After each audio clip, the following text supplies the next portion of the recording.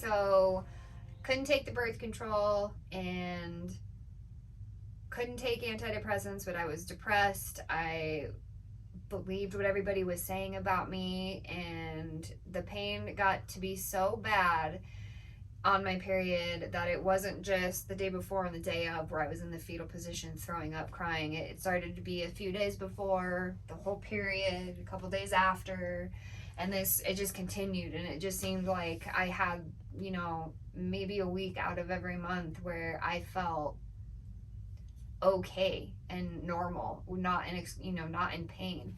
So I was referred to Northern Colorado's best OBGYN surgeon and had my first laparoscopy, where he was pretty sure I had endo, but he did not find endo.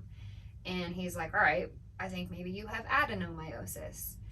And we can't go hacking away at your uterus to diagnose it for sure. So here's some anti-inflammatories and here's Percocet. And that's how you're going to live your life on painkillers. And I can't take painkillers. I have quit breathing twice in a hospital setting on painkillers. So that wasn't an option for me. And that's no life to live for anyone, to have to grin and bear it and then just pop anti-inflammatories and Percocets to get through their days. No. So my only option at that point was a hysterectomy. And so at 22 years old, I had a hysterectomy. And he did find endo when he went in there to take out my uterus and cervix. And he did not come out after the diagnosis of endo. He did not come tell my parents that there was a new diagnosis. He took my uterus and my cervix anyways. And then I was left to pick up the pieces. And I didn't heal right from that surgery. About a month and a half later, after the hysterectomy, I ended up in the ER leaking some sort of fluid, didn't know what it was at the time, and I was in excruciating pain. And all the doctors were treating me like I was some drug addict trying to get pain pills, even though I was refusing them, and they were treating me like I was crazy, like it was in my head. And 4 days in the hospital that time, they knew I had some sort of infection. They put me on some crazy antibiotic.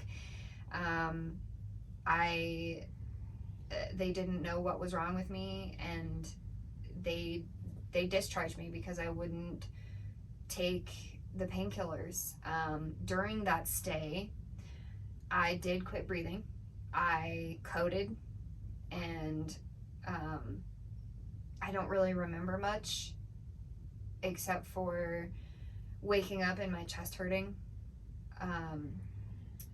I guess, 10, 20 doctors rushed in the room, and they pushed my mom out, and they had a grief counselor for her, and they had to restart my heart and get me breathing again. And they didn't even tell me. Like, when I woke up from that experience, I wasn't told what had just happened. My mom had to tell me, and I remember thinking that was really odd that they wouldn't tell me what was going on. So I was discharged and spent the next 4 months still in excruciating pain, having all kinds of bladder symptoms. I had to be cauterized in office. And the doctor, I'm wide awake and it's excruciating. And the doctor is telling me, you're fine. It's in your head. You're fine. It's psychological.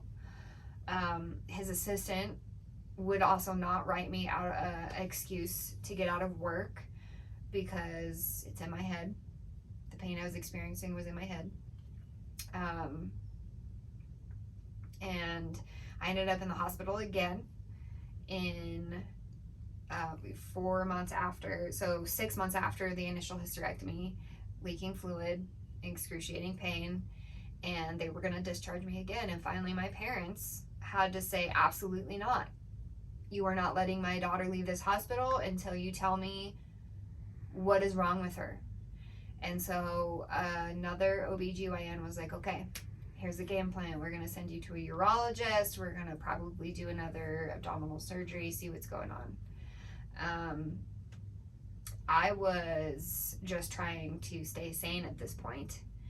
It was tough because not only did I start my journey being told it was just a period, I'm fine, but then I was actually validated, like, okay, you do have endo and you had it all over, so your pain was valid, but now everything you're experiencing from here on out, we took the endo out and you're fine. But the thing with endo is you left my ovaries and you didn't remove it the right way, so it came back and it came back and it came back. That's what it does. If it's not removed the right way, it comes back. And I didn't know any better. I was 22 years old. And so I go to a urologist and I do my first of 5 cystoscopies, and I'm leaking fluid all over when he's doing his thing, and he got mad at me. And it's like, what do you want from me? What did I do?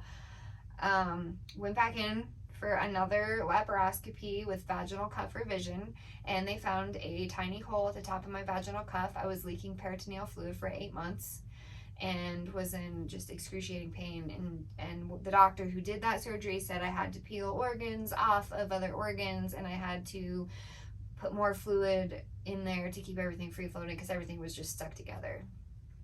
And I ended up with a bladder disease because of that. I ended up being diagnosed about 1.5 years after that second surgery with interstitial cystitis. And it just gets crazier from there.